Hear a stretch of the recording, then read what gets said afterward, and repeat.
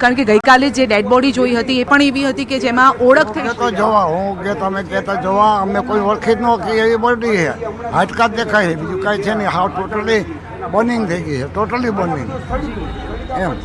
એટલે હવે DNA test છે કોઈ આધાર નથી આનો ડીએનએ ટેસ્ટ ન થયો જોઈએ એવો આ ઓળખ નથી થઈ એટલે ગાંધીનગરથી રિપોર્ટ આવે પછી ખબર પડે પરિવારના સભ્યો બીજા જે સભ્યો હતા એ શું કહી રહ્યા છે એ સમયે કેવી આ ઘટના કઈ રીતે કેવી રીતે બની એના એ બેન અમે હજી વાત નથી કરી અને વાત કરવી નથી કારણ કે એનો હસબન્ડ છે ને એમાં એટલે એને પૂછ્યું અમે કે શું થયું કે ભાઈ આવી જાય તમે ચિંતા ન કરો આપણે એમ તો કહેવું પડે ને એટલે જે બેનને ઈજા પહોંચી છે જે અત્યારે એડમિટ છે એમના હસબન્ડ આમાં છે મિસિંગ છે એના હસબન્ડ છે અને એની દીકરી અહીં છે તો તમામ લોકો રાજકોટના હતા બહારથી આવ્યા હતા એક ભાવનગરના છે બાકી બધા છે અત્યારે રાજકોટમાં જ રહેશે બધા ટોટલી એક અને તમામ સુરેન્દ્રનગર રહેશે કોઈ સુરેન્દ્રનગર ભાવનગર અને રાજકોટથી તો આ તમામ વેકેશન હતું માટે બધા સાથે મળીને ગયા હતા હું વેકેશન માટે છોકરાઓને લઈને ને ટીઆરપી ગેમ ઝોનમાં ગયા હતા અને જેમાંથી એક જે અત્યારે ઘાયલ છે મહિલા ઘાયલ છે કેટલી એમની ઈજા શું પહોંચી એને બહુ વાંધો નથી પણ આ બધું જોઈને હેપતાઈ ગયા છે અત્યારે એટલે એડમિટ રાખ્યા છે સીએમ તેમને મળ્યા હતા વાતચીત થઈ શું વાતચીત કરી સીએમ આવ્યા ત્યારે જ હું અહીંયા પહોંચ્યો હતો અને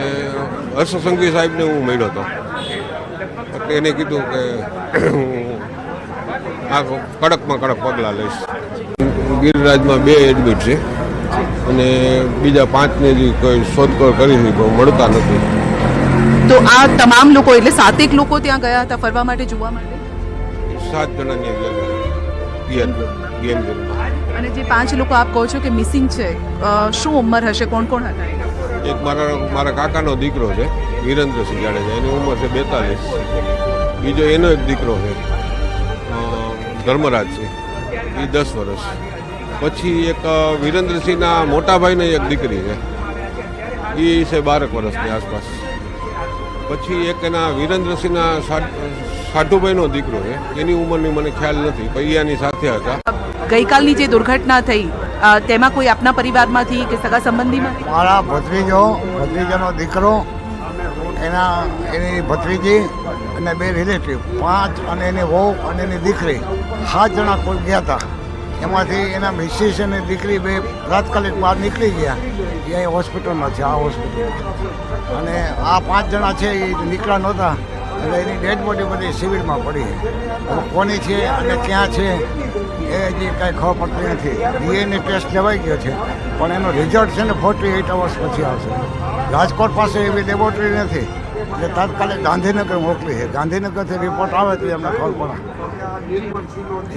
જે લોકો મિસિંગ છે એની કોઈ માહિતી આપના સુધી પહોંચી છે મળી છે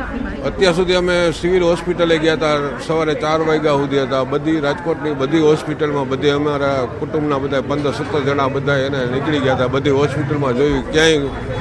અતો પતો લાગતો નથી સિવિલ હોસ્પિટલમાં ચેક કર્યું સિવિલ હોસ્પિટલમાં ત્યાં હજી ખાલી અમારા નામ નહીં લીધા અને ડીએનએ ટેસ્ટ માટે બોલાવ્યા હતા એ હિતેન્દ્રસિંહ હે ને ડીએનએ ટેસ્ટ આપ્યો